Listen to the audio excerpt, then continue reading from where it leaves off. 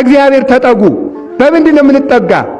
በመጸለይ ሁልጊዜ አዘውትሮ እግዚአብሔርን አስፈቅዳችሁ ውጡ። ማለዳ ሳትጸልዩ አትውጡ፣ ሳትጸልዩ አትተኙ፣ ሳትጸልዩ አትብሉ። የገዛችሁትን ዕቃ ሳትጸልዩ አትጠቀሙበት። እንግዳ ሰው እንኳን ወደ ቤታችሁ ቢመጣ ሳታማትቡ አትሳሳሙ። አቡነ ዘበሰማያት ሳትደግሙ ከሰው ጋር አትገናኙ። ጸልዩ። ረድኤተ እግዚአብሔርን ጥግ አድርጉ። በወጣም ብገባም መጠጊያ አንተ ነህ ብሉ። እግዚአብሔርን ተጠጉት። ከቤቱ አትውጡ። ቤተ እግዚአብሔር ሳንመጣ መዋል የለብንም በፍጹም። ከቤተ ክርስቲያን የሚያስወጣ ሰይጣን ሊገለን ያሰበ ሰይጣን ነው።